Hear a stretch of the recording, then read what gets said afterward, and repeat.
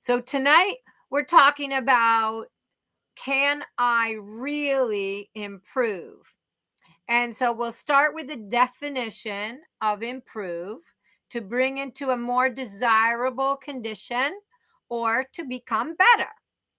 And so let's talk about that. What is the main thing that if you improve that, everything else is going to move forward?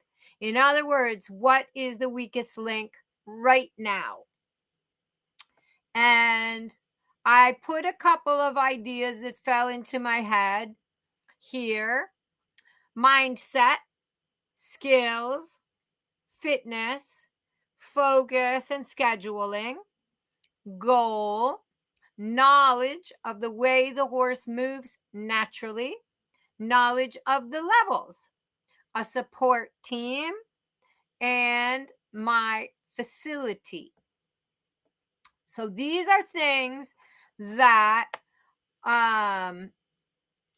are parts of what we need in order to move forward in our riding, and which we're going to just dissect each one and talk about how they apply to our riding life, and then what would be ways to tackle improving them. So the first thing we're going to go back to is that growth mindset thing. The most important thing that will move you forward is a growth mindset. So that's the belief that a person's capacities or a horse's capacities and talents can be improved over time. When we have a growth mindset, we will focus more on what is getting better. We will be curious about how to improve, and we will move forward from mistakes easier. So if we don't have a growth mindset, then you can imagine there's going to be no curiosity about how to get better, because we're already assuming that we can't. We're going to kind of dwell on the things that aren't going well for us instead of what is getting better. And then when we have a mistake, that's going to keep us down longer. So a growth mindset will help us focus more on what's getting better. It'll help us to be curious about how to get better. And we're going to move forward from mistakes much easier. So as we start with mindset, challenging mindsets are: someone else is in control of your progress. So being a little bit of a victim instead of in control of your own life. There is nothing I can do to improve this situation. Meaning that there's a situation that's overwhelming you, and you don't think if you put effort in that anything about that situation is going to change. Lack of self-worth or poor self-esteem, closed mindedness. So these are mindset challenges. This is if our mind is in these places, it's going to hold us back.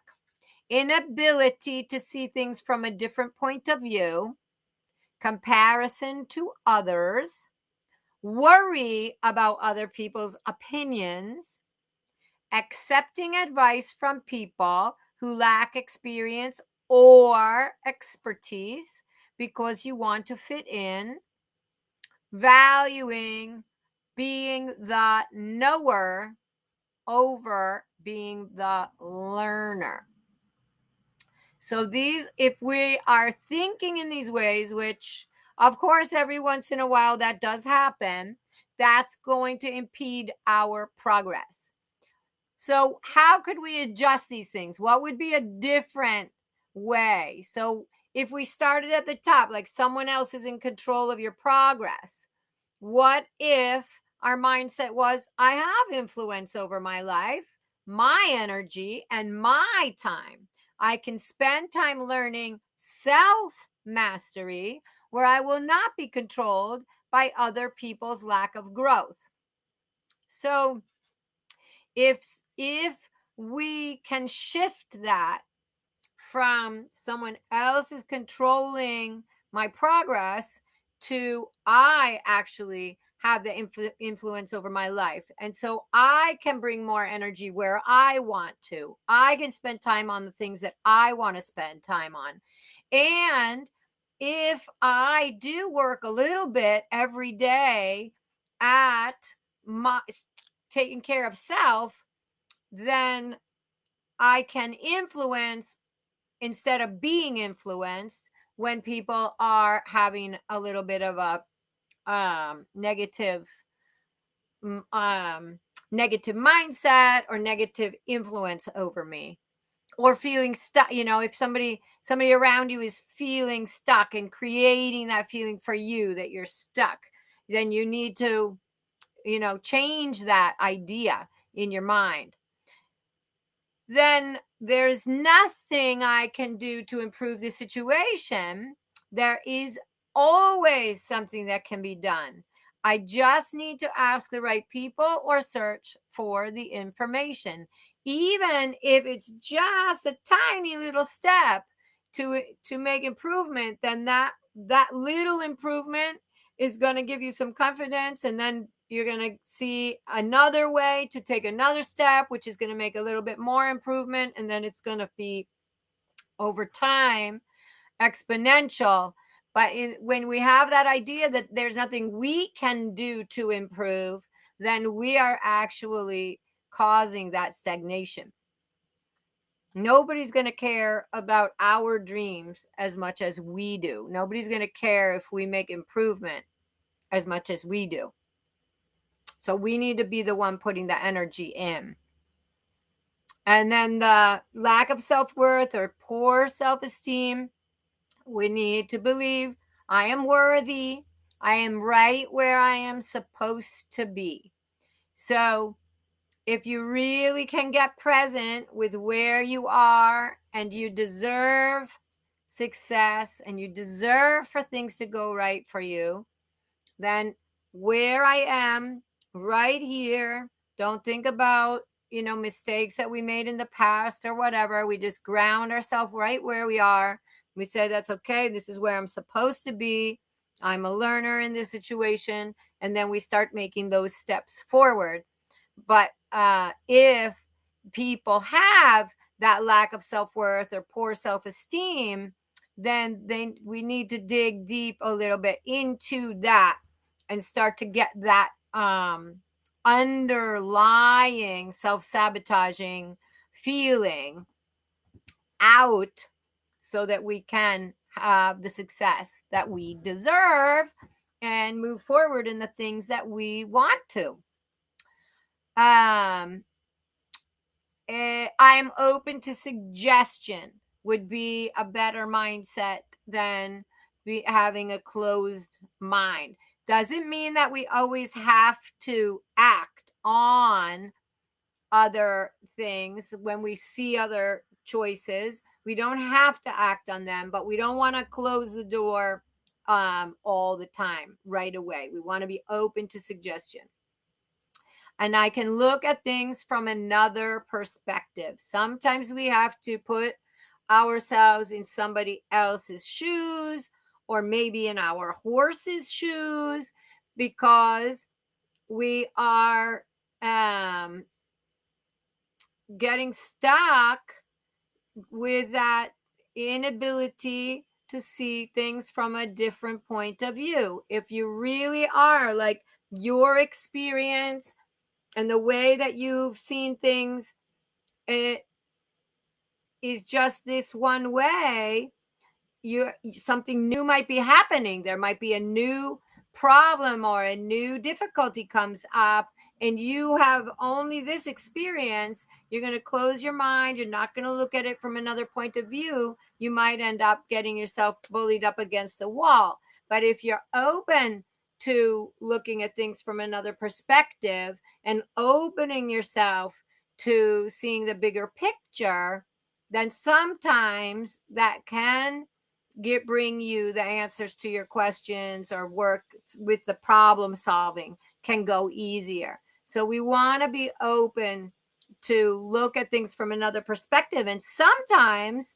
even just really stepping back and visualizing yourself, kind of floating up from the earth and looking down at that problem or that issue from a distance, like you're not involved in it, can also help to bring answers to the questions or to the problems that are going to help you move forward. Worrying about comparisons to others. So everyone is on their own journey. So it absolutely never ever helps us to compare ourselves to other people, to look at their progress versus ours, or imagine that they are better than we are or doing better than we are in a way that's not benefiting us. It's never going to help.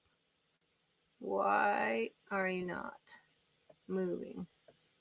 Oh, because we're already on that one. So think of, if you start comparing yourself to others, then you're going to switch that to everyone is on their own journey, and I'm where I'm supposed to be on my journey, and they are on their journey.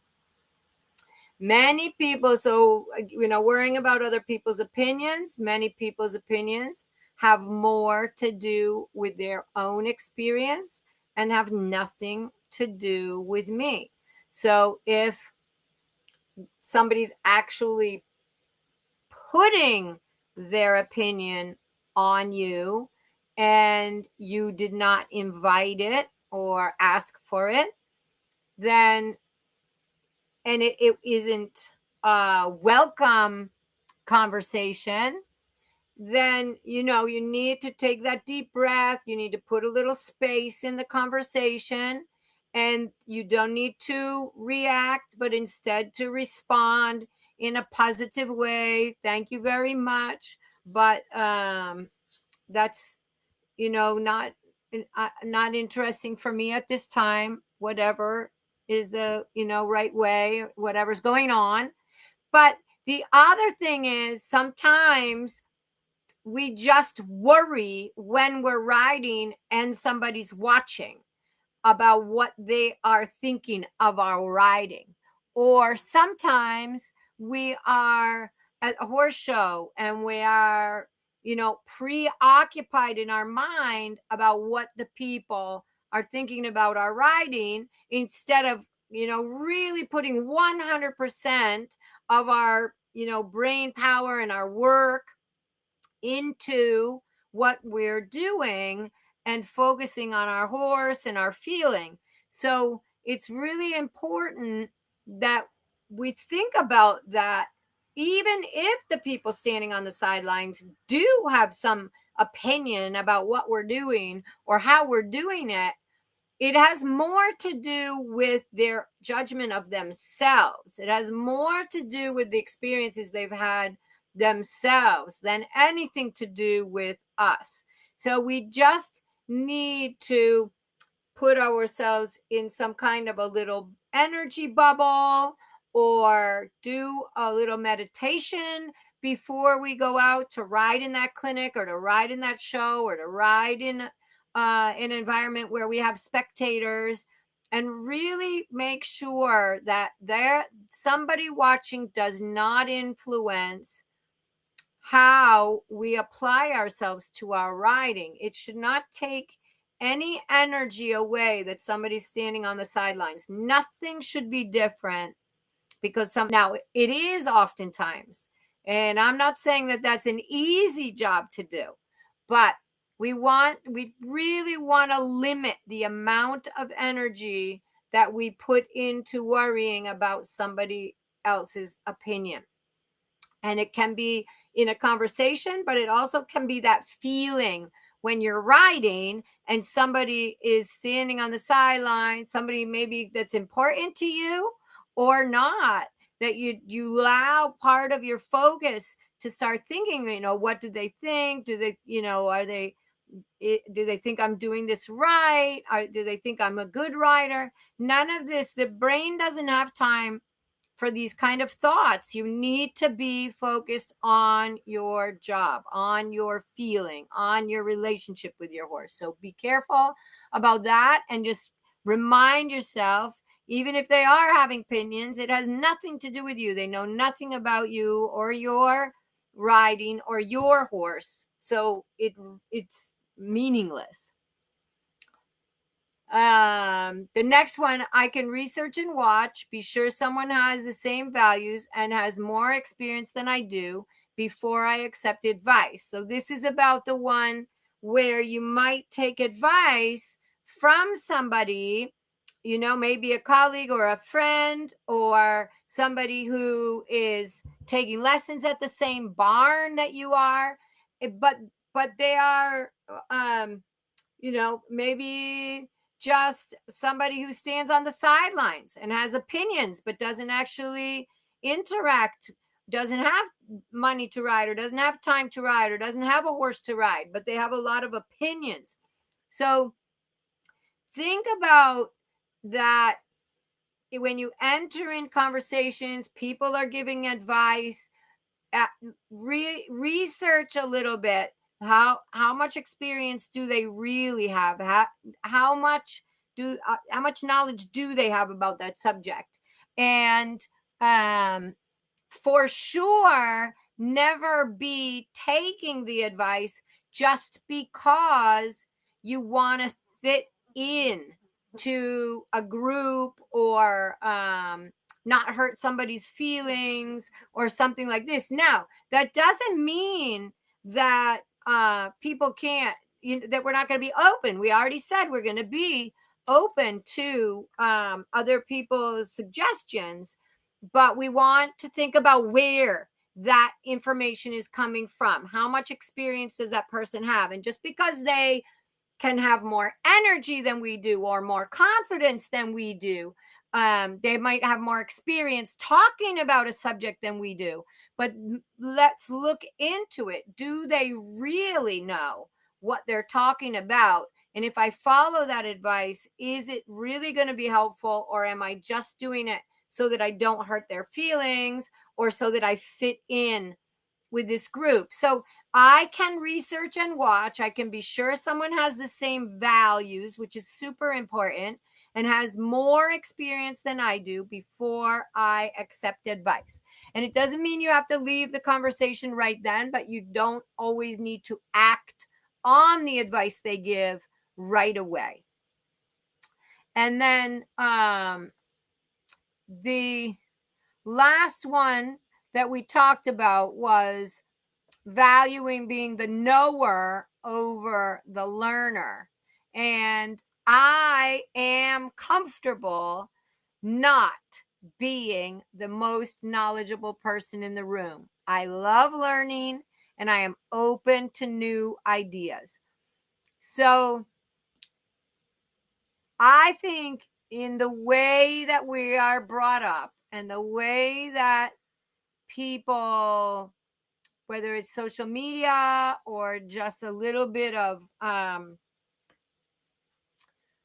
the way people present themselves, oftentimes the ego is taking over, and it's all about knowing more than somebody else. So you feel important, or you feel like that you're more comfortable. You need to show that you know everything about a subject, about whether it's something about riding, or something about taking care of horses, or something about some other aspect in life. And when we can let that go, and even if it is somebody that is spouting off in an arrogant way, not build up and want to compete with that, but instead sit back and let ourselves value learning over knowing. And when we think about it that way, much of our ego is put at bay, and we don't need to come all the time ready to say how much we know. It's easier right from the start to sit back, to watch, to learn. We can decide that whatever the situation is, that we actually don't want to take any of that information, that it is not within our value system, or it is not interesting. I have a fly torturing me here. It can happen that whatever situation we're in, whether it's a clinic or a conversation or a lesson or, just a friend, we can decide what information is good for us and what information we want to let go. But we've got to be very open to learning. And I have to say that there's certain time in my life where I thought, okay, like I really, I understand, these aspects of this and how to do that. And always there's another horse there to teach me something new. There's always another situation that comes up that needs a little bit of different managing. You think that you know a lot about how to manage soundness, how to manage illness, how to manage the horse's learning process, and there's always something new to learn. So even though I have a great base of knowledge, I still want to love learning. I'm really super curious. I always want to do better, and I'm open to new ideas. And that is something that I have gotten better at, where I did feel that it was important to let people know how much I know and this kind of thing. So just I think that valuing being the learner rather than the knower is always going to open up for more opportunities of learning, and not knowing, having to know everything. First of all, you're talking all the time, you don't have opportunity to take things in, and second of all, we can never know everything about anything. So we must always be the learner and embrace that. So that was the first subject that we were talking about